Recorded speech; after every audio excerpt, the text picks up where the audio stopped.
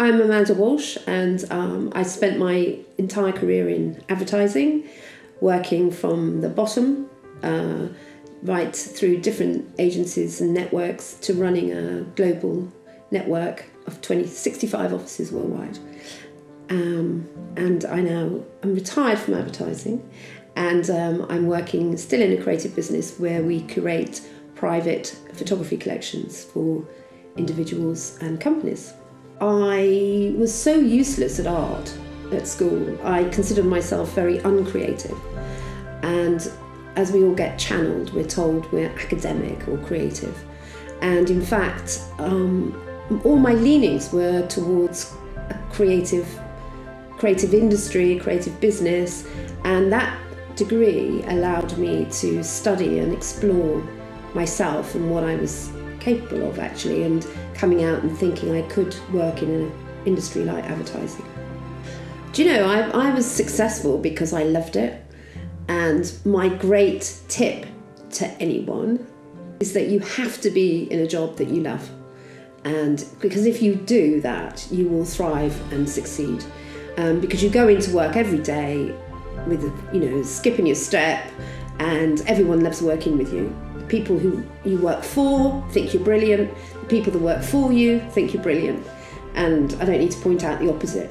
If you don't like your job, you're just kind of like dragging your way through, and you think no one notices, but everybody notices. So that's my first tip, is, you just got to love it.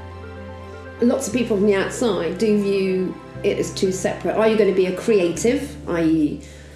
do the ads, or are you going to be on the business side? And actually, you only really succeed in the business side if you really understand and appreciate, and most of all, respect the creative process.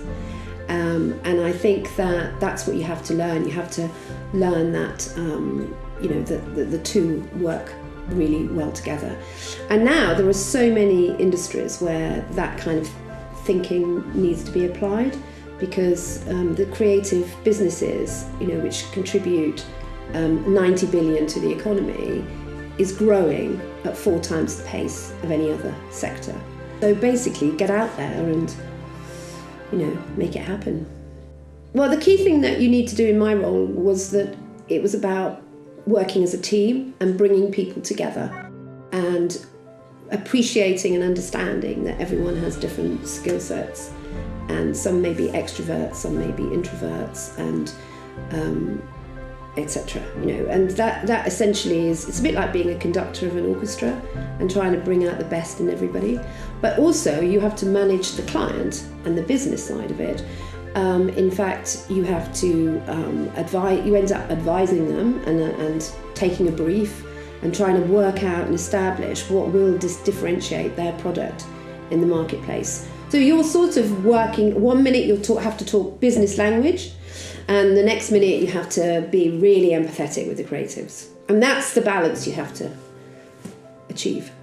The reason I loved my work wasn't the practical side of the work. It was being in an environment with creative people, working in an environment and you are with like-minded people, and that's why it's enjoyable. And you end up socialising with them, and you end up, making friends. And it might sound trite, but it's really important. If you're in a dilemma about which course to take, because this one's maybe slightly at a very, considered a better, higher up, Oxford University or something, but please go with your gut, go with what sounds the most exciting, go look at the detail of the course, and go with the course that really you think, gosh, that sounds brilliant, that sounds exciting. Just enjoy and explore every aspect of it. Don't be overwhelmed when you first start. I remember my first week, and having done an English degree and a French degree and studied one book for a whole year, being asked to read 5 books by the following week is just like overwhelming. But that's the beauty of it. It's just how you get from it what you put in, basically.